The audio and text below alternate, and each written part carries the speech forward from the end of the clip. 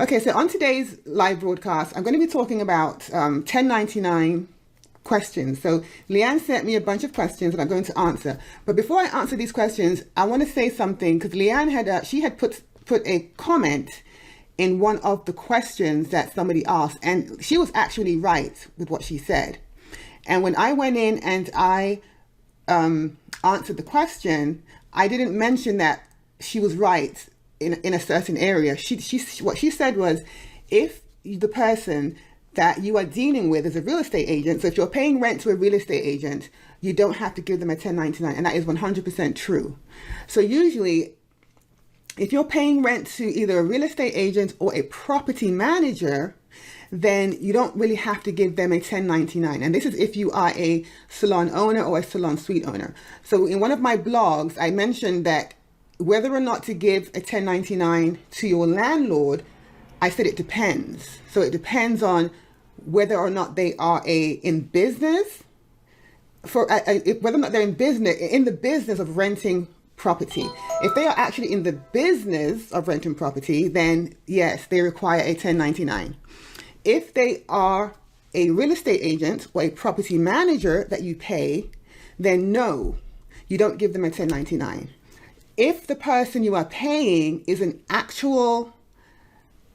owner of the building, but the real estate that they own is more passive income. In other words, they're not necessarily in the business of renting property. They just happen to own property.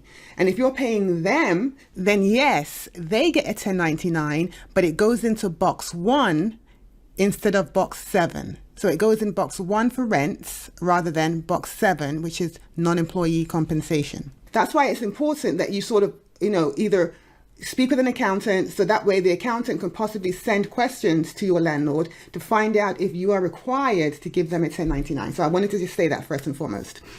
Okay, so another thing that Jack Trisha from East Tennessee. Hi, how are you?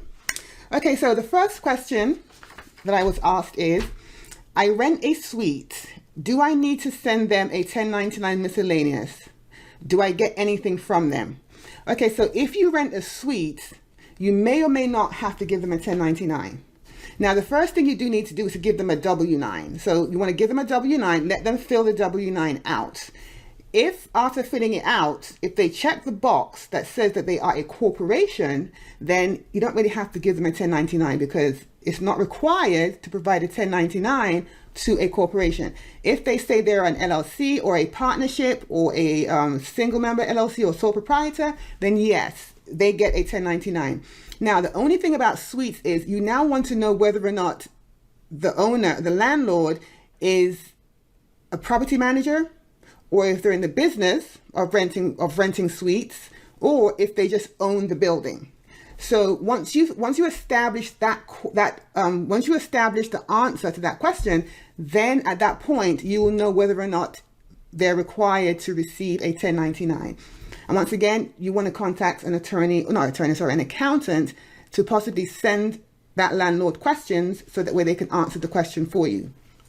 Okay, so question number 2 is, I am a booth renter.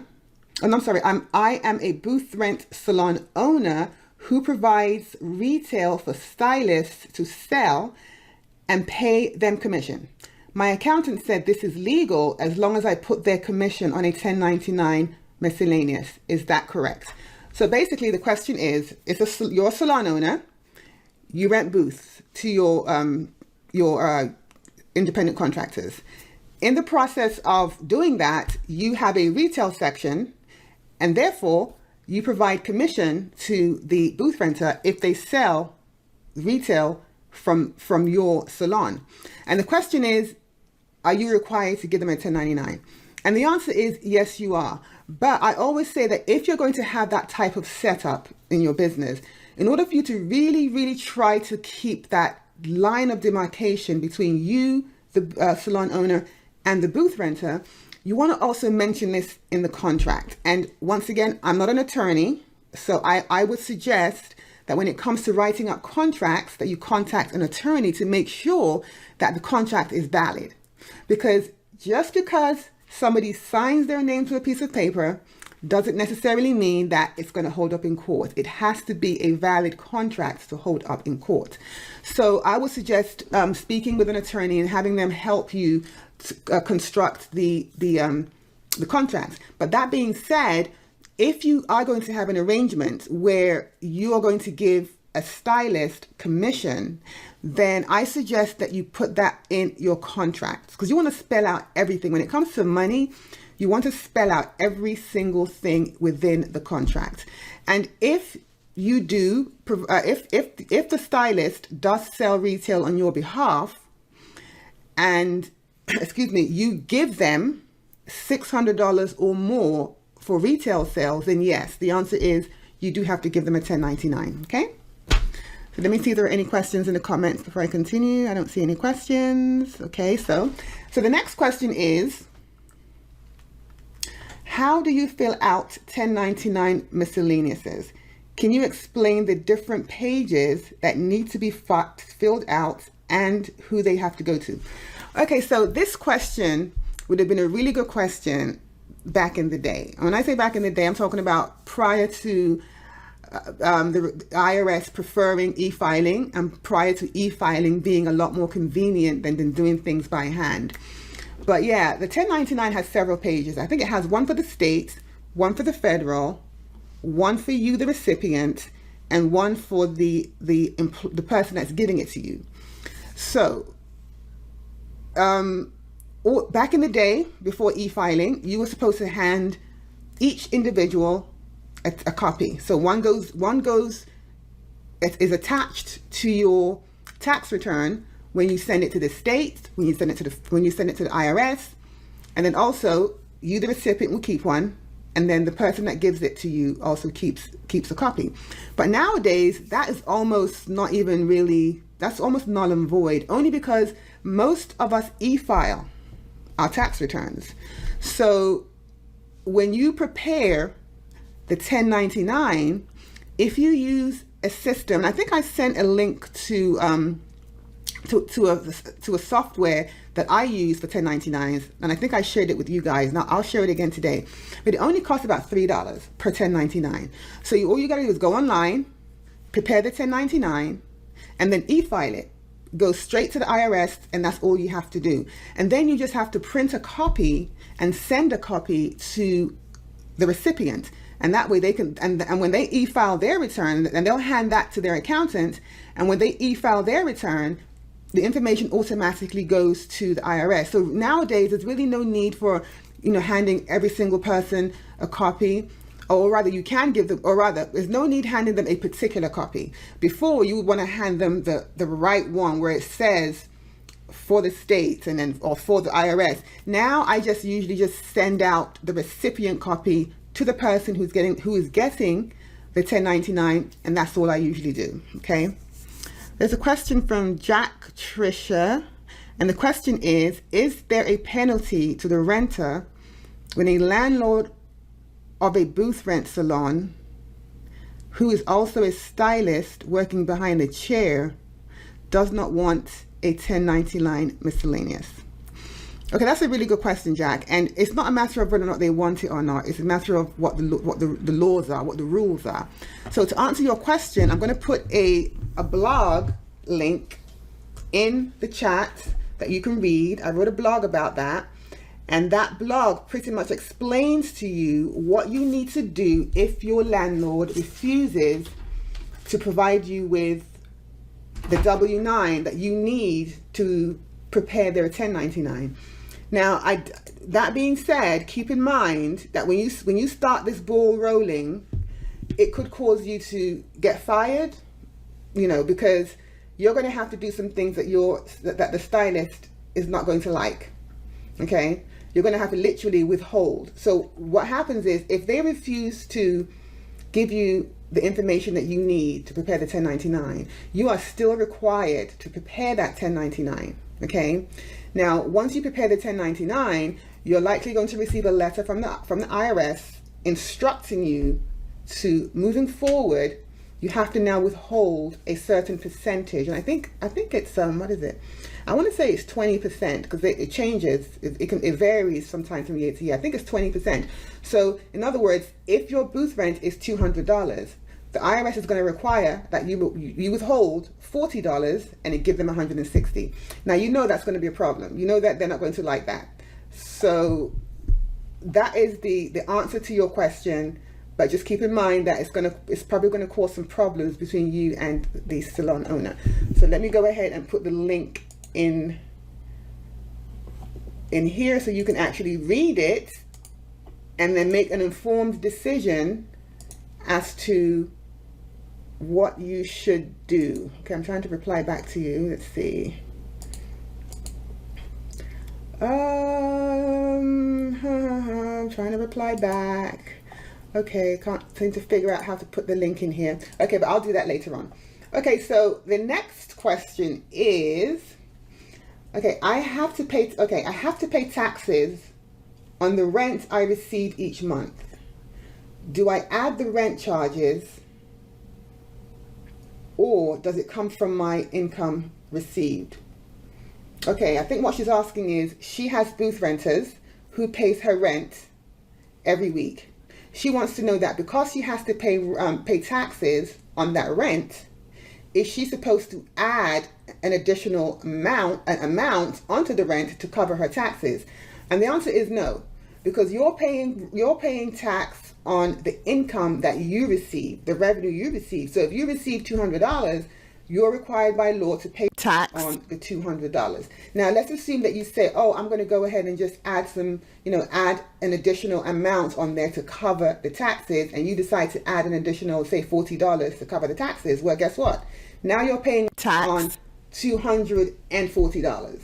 So so the answer to your question is no. You just collect your rent and you pay taxes on the amount that you collected as a whole. Okay.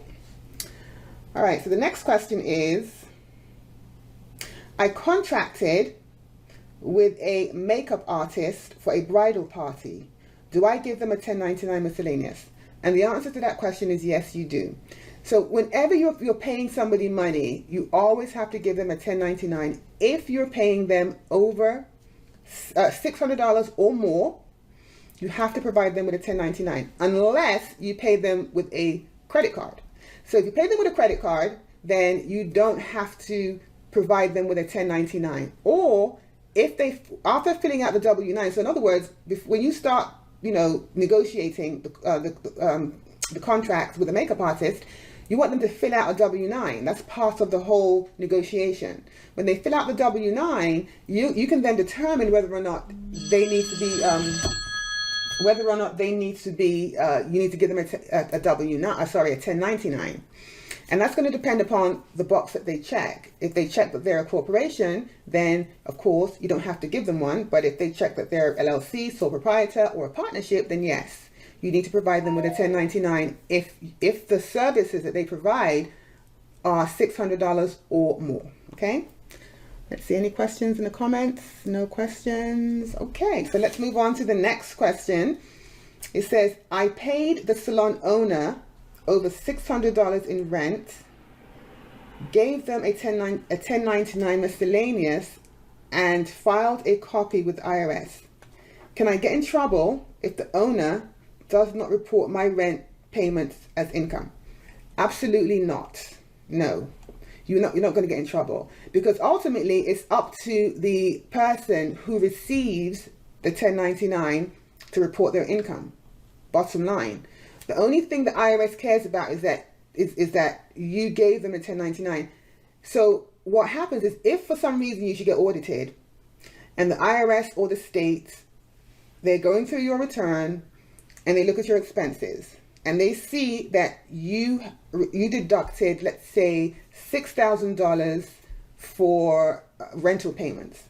Okay, they'll look at that $6,000 and they'll say, okay, do you have 1099s to back up, the $6,000? Well, if you filed the 1099 with the IRS, you're good to go. Then the deduction is, of course, it's allowable.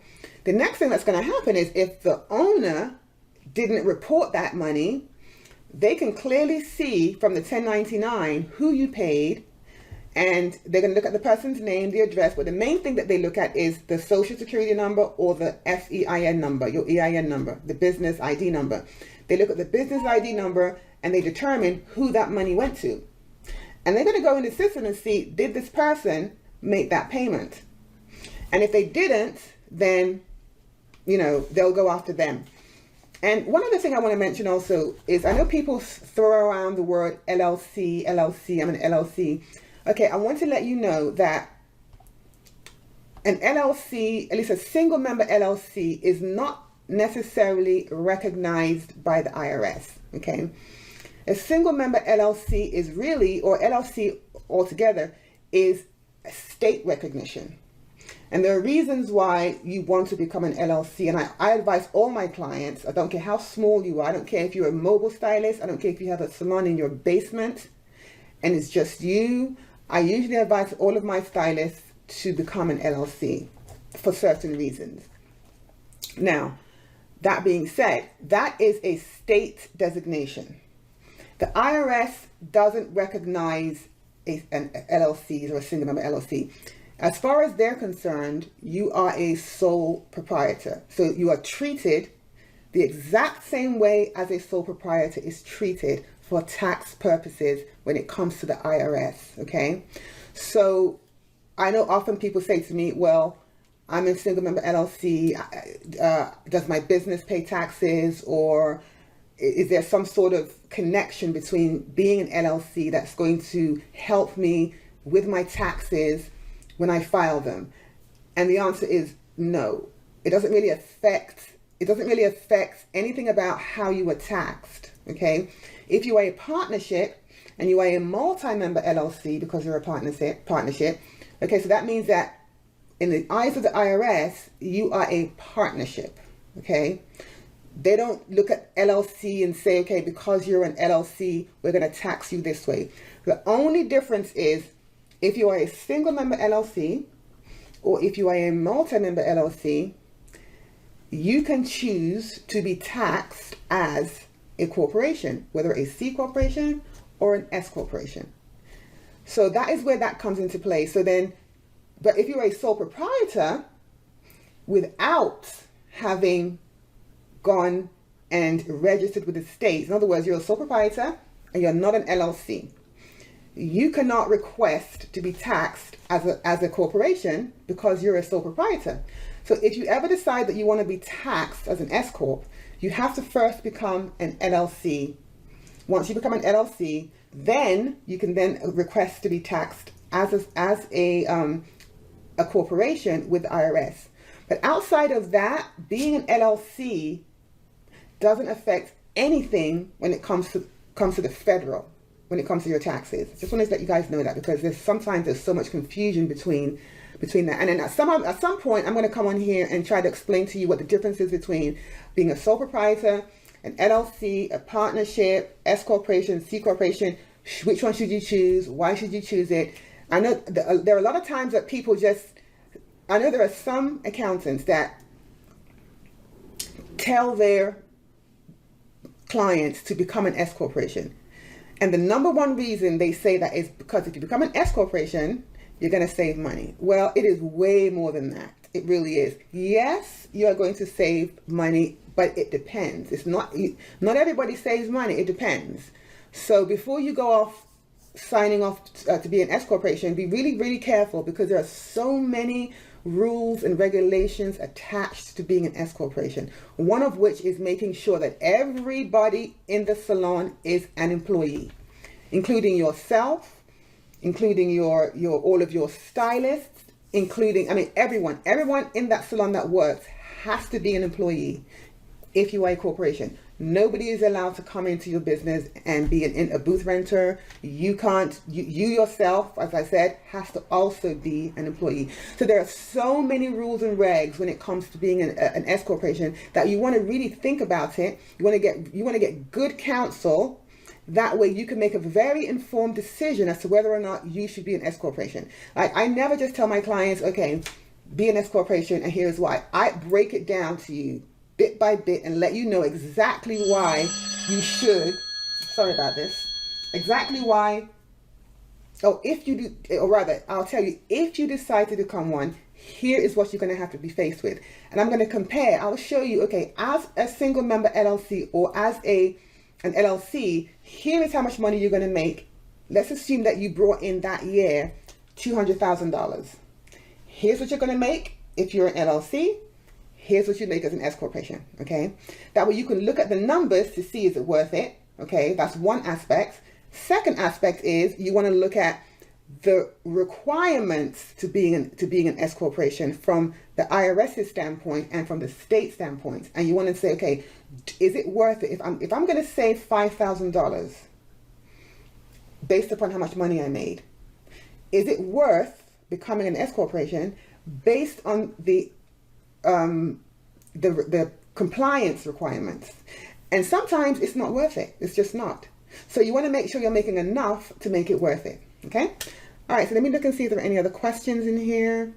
Okay. Leanne says, do you know how long it has been a requirement to give the salon owner a 1099?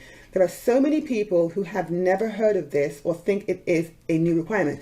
Okay. So really good question, Leanne. It's not a new requirement. It has been a requirement forever. The reason why people don't know is because they just don't know.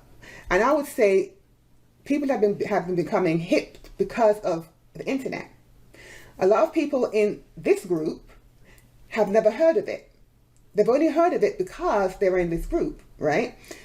And that is what online social media has done for us as a country as a whole and as a business. It has made us so much more aware of things. Like, for example, when I was in my, I don't know, early 20s, before social media, there was so much that I didn't know, okay, at that time.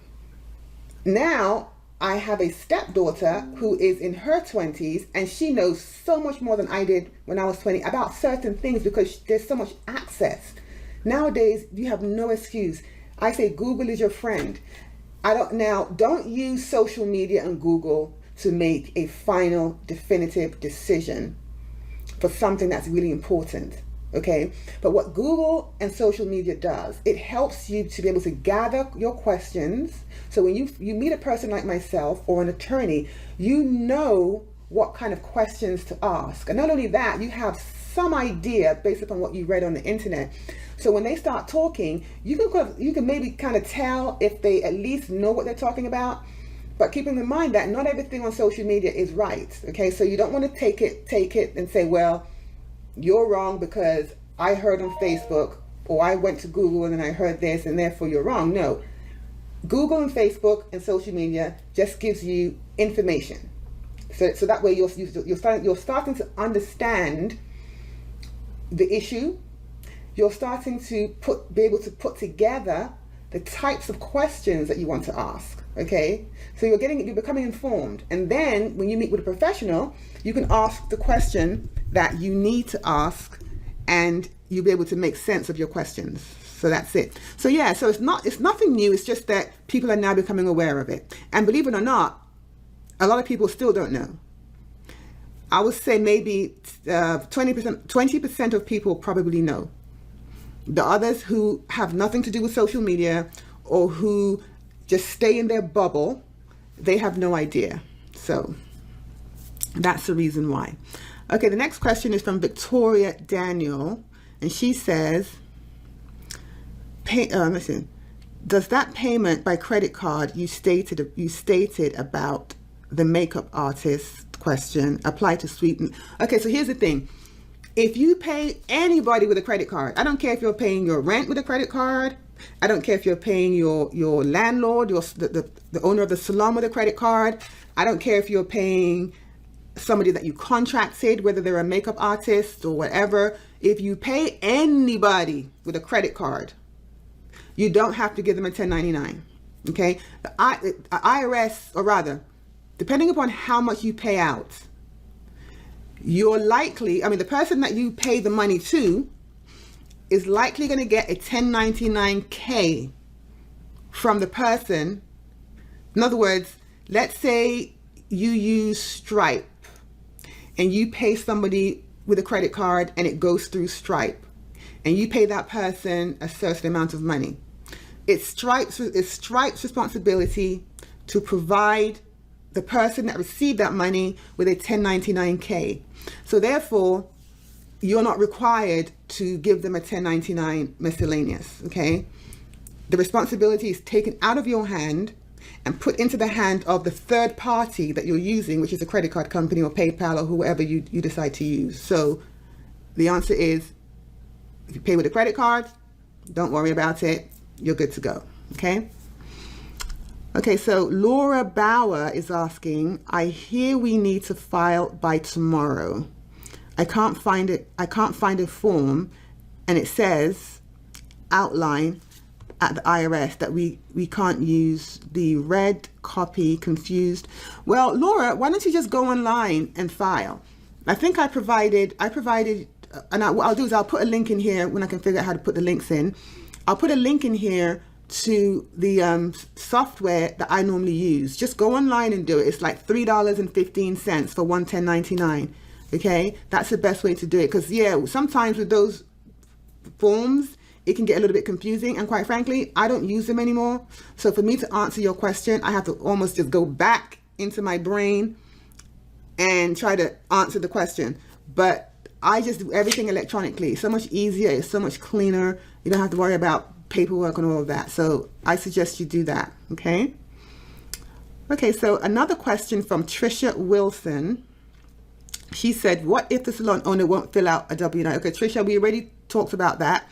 I'm going to put a link in here to a blog that I wrote that explains to you exactly what you need to do if the person who you want to give a 1099 to refuses to fill out a W-9.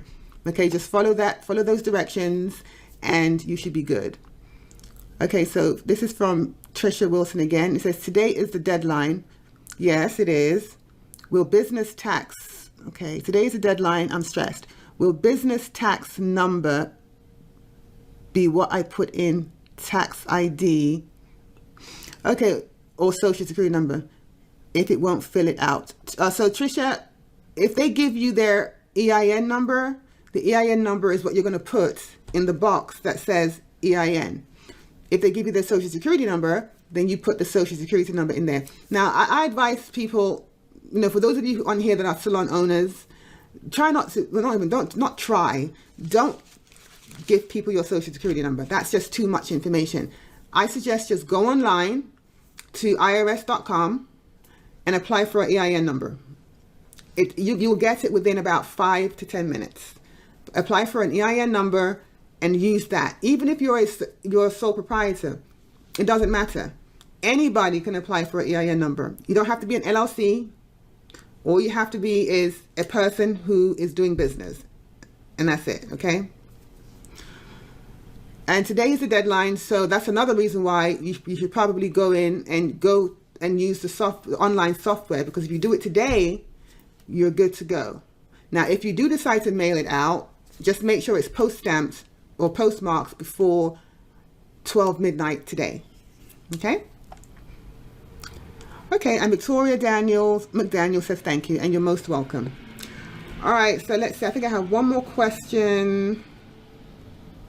It says, I didn't file a 1099 miscellaneous for rent paid over $600 last year to the salon owner. Am I in trouble? Well, the question is, or rather, she says that she paid her landlord over $600 last year. Or was it last year? Yeah, last year, and didn't provide her landlord with a 1099. Is she in trouble? Well, the IRS police are not going to come knocking on your door, so don't worry about that. The IRS doesn't know that you didn't give her a 1099. Okay, so you're not in trouble in the sense that they're going to come looking for you. Now, here is how you can possibly find yourself getting in trouble. If you ever get audited by the IRS for whatever reason, then they're going to look at your deductions, and one of your accounts or deduction lines is going to be payments. It's going to be rent. Now, whatever it is, let's say it's a couple of $1,000, depending upon what they're auditing. Because keep in mind, when the IRS audits you, they may not necessarily be auditing your entire tax return. They may just be auditing a particular line item. Like, for example, they may want to audit just business meals, or they may want to just audit mileage, or they may want to just audit contractor deductions. So the things that have a red flag, or rather the things that are considered a red flag, are the things that they may want to audit. So it's not necessarily, so if they send you a letter and say, we want to audit your contractor payments, they're more than likely not going to go through your entire tax return and start looking at all of them. Because I used to be an auditor, and it will depend upon what I'm there for. If I'm there specifically to audit contractor payments, I stick to contractor payments. I don't diverge. Now, not to say that I wouldn't diverge, it just depends. It just depends on why. But for the most part, I used to just stick to what it is I was there for. And for the most part, that's what the IRS and the states do. So if for some reason they are auditing contractor payments, they're going to want to find out if you sent a 1099 to the people that you were supposed to send them to. If the answer is no, then they're going to want proof that you paid this particular person the money that you said you paid them. Once they get the proof that you actually paid the $5,000 or whatever it is, then they'll say, okay, well, you were required to provide this person a 1099, but you didn't. So in that case, you're going to get penalized, and you are going to have to pay interest and penalties, which can get really, really expensive, depending upon how many 1099s we're talking about, and depending upon how long it's been. So the longer it's been since you were supposed to provide them a 1099, the more you'll have to pay. But there is a ceiling that they won't cross. So they'll say, okay, you can get fined up to, let's say, $10,000 or whatever the case may be. After that, that's as high as we're going to go, no matter how long it's been since you did not provide them with a 1099. So that's really the only way that the IRS will, where they'll find out that you didn't provide them with a 1099. And then, of course, what they may do, and sometimes one audit may cause another. So the person that you paid, they may go back and say, okay, well, did this person at least report the income that they received from you, even though you didn't give them a 1099? And, sometimes it can just become a whole domino effect. But that was a long answer to your question, which is you can get in trouble if you're audited, possibly. Okay, so. All right, let's see if there are any more questions. Let's see, Leanne says, what happens if they don't get it done today?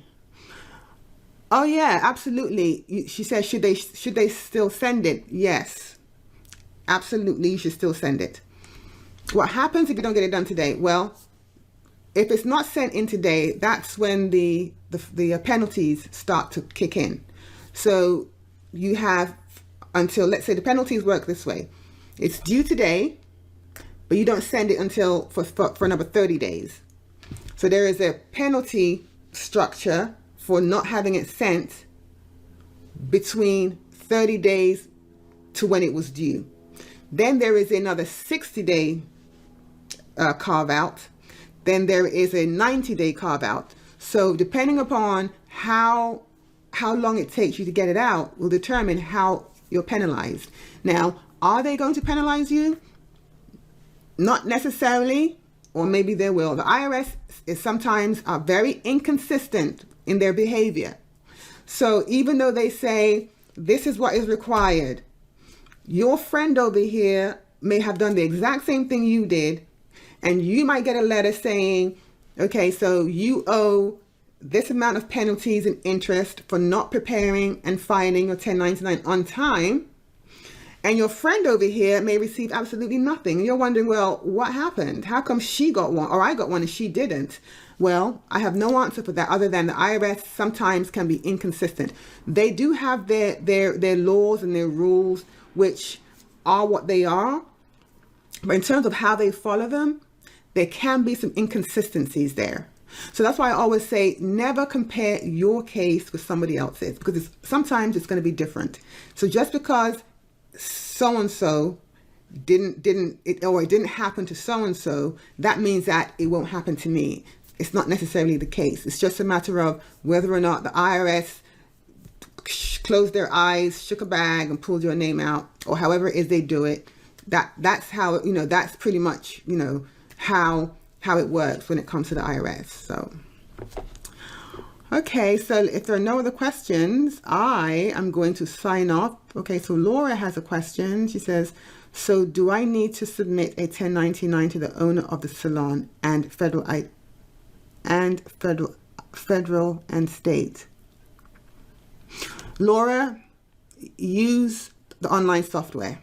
I'm going to leave a link in here so that that way you can pull it up and use it. And I think I have a video. Matter of fact, I think I have a video that I actually dropped in the group, which shows you how to use the software to file your 1099s. And I left a link for the software. So my suggestion is just use that, because you're making it a little bit too confusing for yourself. It's not that serious. It really isn't. Just go online, fill it out. Your part is done. But make sure after you fill it out and complete it, that you print a copy and send it to your landlord. Just make sure you do that. And that really is supposed to go to your landlord also by today, January 31st, okay? Okay, so I don't see any other questions. Send someone a link, other stylists and salon owners a link for them to watch this, okay?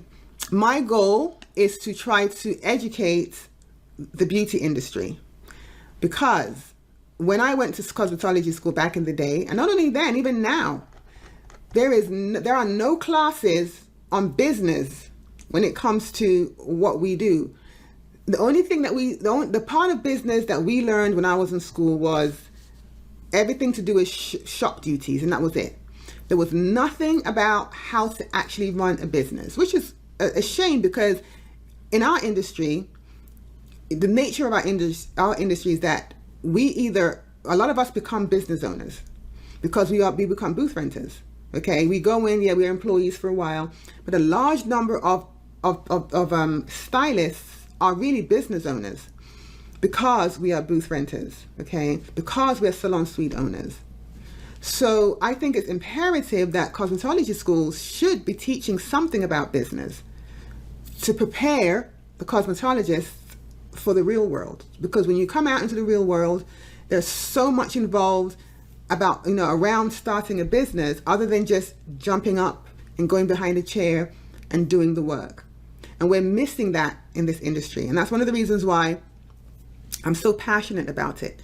I do a lot of complimentary, or rather, I offer a lot of complimentary services to our industry, usually in masses, not necessarily one-on-one. I do consultations, but I have so much content out there that is geared towards our industry, because I really want to try to help fill in that gap from what we missed as students when we were in cosmetology school. So I want to bridge that gap between what we didn't learn in cosmetology school and what we should know as business owners. It's so important, because I work with so many hairstylists and so many salon owners that don't know, what they're doing business-wise. And then the worst, I have to say, is when I'm dealing with salon owners who have misclassified their employees. That's huge, because it affects the stylist and it affects the salon owner. The stylists are affected because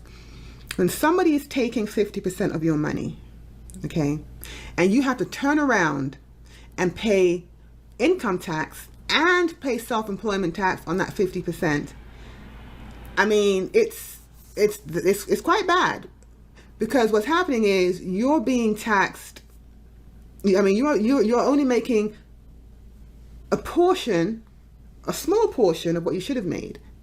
Because if you're a commissioned stylist and you're 50-50, really you're an employee. And therefore, half of that self-employment tax is the responsibility of the salon owner and not your responsibility. Because if you're giving them half your money, at the very least, you know, I shouldn't say at the very least that's what they should do, but by law, that's what they're supposed to do, because really you're an employee. And from the hair salon owner's perspective, I have sat in audits, payroll audits, where salon owners have had to shut down their business because of how much money they owe in payroll taxes and penalties and interest because of misclassification. It's a huge problem in our industry.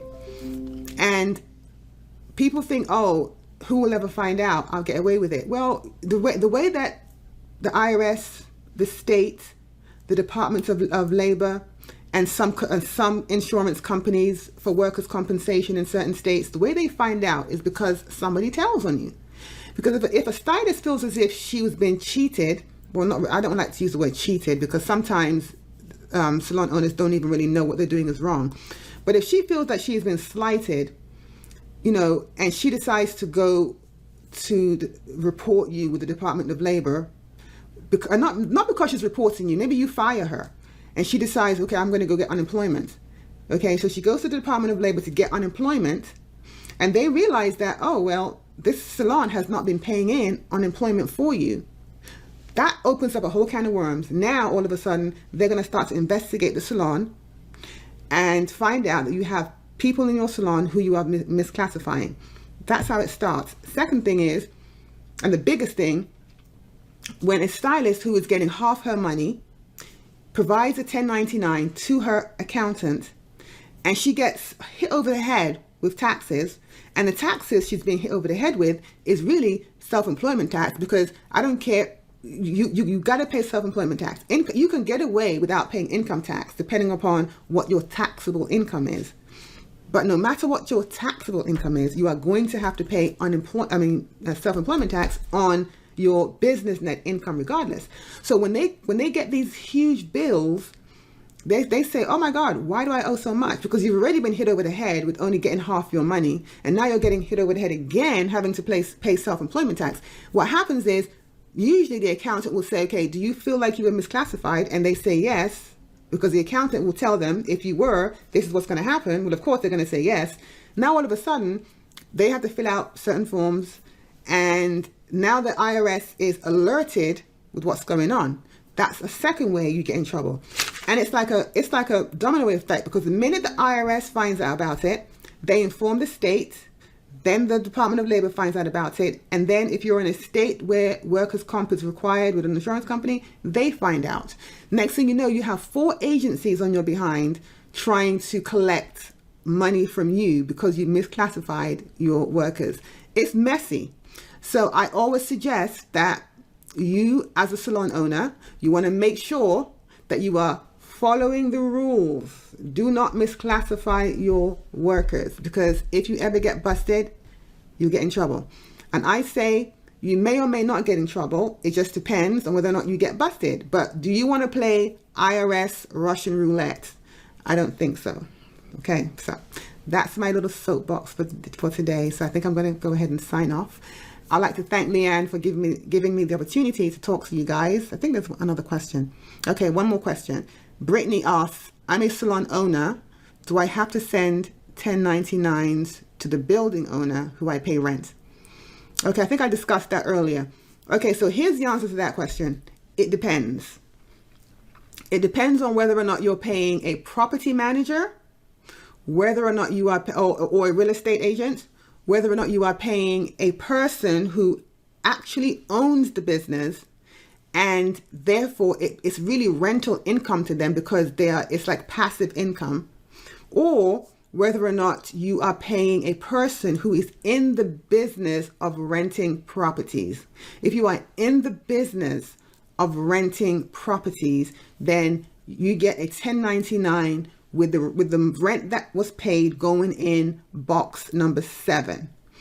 If the person is the owner of the building, who all they do is really just collect the rent, where they're not in the business of renting properties. They just are a real estate owner. Like, for example, I own real estate. I have a couple of rental properties, okay? So I have some Section 8 tenants in my properties. So every year I get a 1099 from the state, from the local government, with rents paid in box 1. Because I'm not in the business of renting out properties. I am just a property owner. On the other hand, if I was an Airbnb owner, I can take that same property that I own right now and switch it into Airbnb. That changes things. All of a sudden, I am now in the business of renting out properties because Airbnb is a business. So in that case, when I get a 1099, if I get one, it should go into box 7, technically speaking. Now, if they are a real estate agent or a property manager, then you don't really have to give them a 1099 at all. My suggestion is to go speak with an accountant, so your accountant can contact your landlord and ask the appropriate questions, so that way you know whether or not you need to give them a 1099. Okay, so that's it, guys. I appreciate you taking the time to watch me run my mouth. And I'll be back on here, I don't know when, but at some other time, answering, dealing with other topics that I think that is very important for our industry. So once again, Leanne, thank you so much for having me, and have a great day, everyone. I try to help beauty industry professionals transform their financial life. And not just transforming their financial life from a business perspective, but also transforming their financial life from a personal perspective. Because at the end of the day, what we do for a living is what helps us elevate our personal lives, right? It helps us to save for retirement. It helps us to purchase vehicles. It helps us to purchase homes. It just helps us to go on vacation. Everything that we do in our business lives helps better our personal lives.